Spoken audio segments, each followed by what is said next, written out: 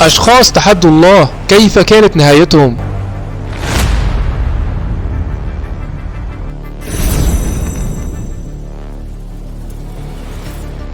حاكم مصر في عهد نبي الله موسى عليه السلام عندما قال أنا ربكم الأعلى، فشق الله سبحانه وتعالى البحر لموسى عليه السلام وأغرق فرعون وجنده، ويبقى الله جسد فرعون ليكون عبرة لمن بعده. قال سبحانه وإذ فرقنا بكم البحر فأنجيناكم وأغرقنا آل فرعون وأنتم تنظرون.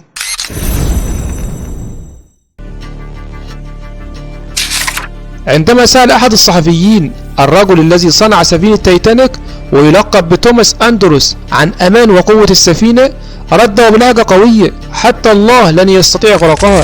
أعتقد أنكم تعرفون ما الذي حدث لها، فمعظمنا يعرف ذلك. وقع حادث غرق سفينة تايتانيك في مساء يوم الأربعاء الموافق 14 إبريل عام 1912 حتى صباح يوم الخميس، والتي كانت متجهة من إنجلترا إلى مدينة نيويورك في الولايات المتحدة الأمريكية عبر المحيط الأطلسي، حاملة ما يقارب 2200 راكب. اصطدمت السفينة بجبل جليدي مما تسبب في غرقها بعد 2 ساعة و40 دقيقة، ومات نتيجة لذلك ما يزيد عن 1500 شخص تجمدا في المحيط، وكانت من أفظع الحوادث التي حدثت وقتها. خلال حملته الانتخابية قال إذا حصلت على 500 ألف صوت حتى الله لن يستطيع إزاحتي، ولقد حصل بالفعل على الأصوات، ولكنه مرض قبل تنصيبه وتوفي بعدها. أرسل الله تعالى سيدنا صالح عليه السلام يدعوهم لعبادة الله الواحد الأحد وترك عبادة الأصنام، فاستجابوا لدعوته ثم ارتد أكثرهم عن دعوته وقتلوا الناقة التي أرسلها الله لهم آية، فأخبرهم أن العذاب سيأتيهم بعد 3 أيام، وفي اليوم الثالث أتت الصيحة من السماء ولم يبق منهم كائن حي.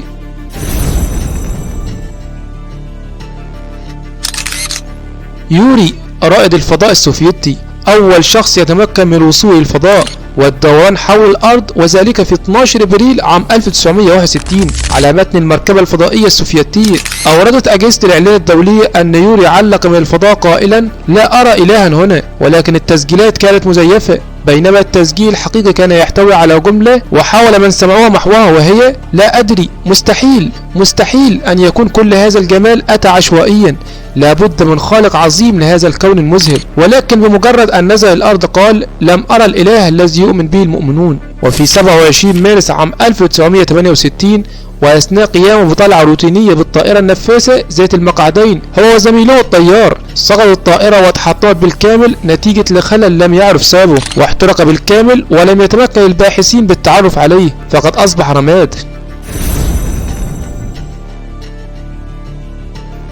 عام 2005 في منطقة كامينا في البرازيل ذهبوا مجموعة سكارى ليلتقوا إحدى صديقاتهم، وكانت أمها قلق عليها من هؤلاء السكارى، فقالت لها وهي ممسكة بيدها اذهبي والله سيكون معك ليحميك، فردت وقالت مستهزئة إذا أراد يمكنه أن يذهب معنا في صندوق السيارة لأنها بالداخل ممتلئة. وبعد عدة ساعات وصل خبر بأنهم تعرضوا لحادث شنيع جدا لدرجة أن الشرطة لم تتعرف على نوع السيارة، والمذهل في الأمر بأن صندوق السيارة لم يتأذى أبدا، والمذهل أكثر أن الصندوق كان به كرتونة بيض ولم يتكسر. سبحانك يا الله، إن الله يمهل ولا يهمل.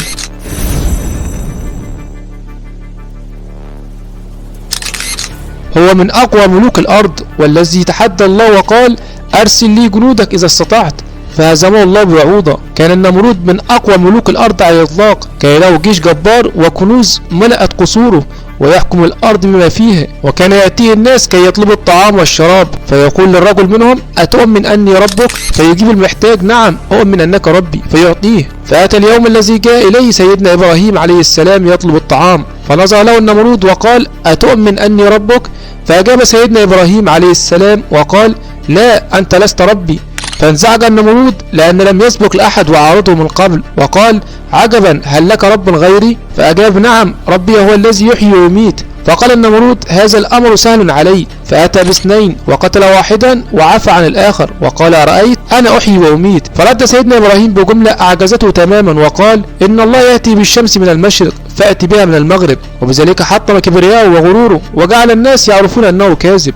ويقال أن الله تعالى أرسل ملكا لهذا النمرود يأمره بالإيمان فرفض وقال اجمع جموعك وأنا أجمع جموعي، فلقد ملأه الغرور والكبرياء. وعندما أشرقت الشمس جمع النمرود جيوشه كلها ليحارب به الله عز وجل، فأرسل الله عليه جيشه أيضا. أتدري ما هذا الجيش؟ إنه الذباب والبعوض فقط، أضعف وأصغر مخلوقات الله. وسلط الله تعالى هؤلاء الجنود عليهم فأكلوا لحومهم وشربوا دماءهم حتى تركوهم عظاما. وأمر الله تعالى بعوضة منهم أن تدخل أنف النمرود، وأصبح يضرب رأسه من شدة الألم، ويريد أن يخرج البعوضة بأي وسيلة، ويطلب من كل من حوله أن يضربوه. وظل هكذا معذبا حتى أهلكه الله تعالى وجعله آية. فقال سبحانه: ألم تر إلى الذي حاج إبراهيم في ربه أن آتاه الله الملك إذ قال إبراهيم ربي الذي يحيي ويميت قال أنا أحيي وأميت.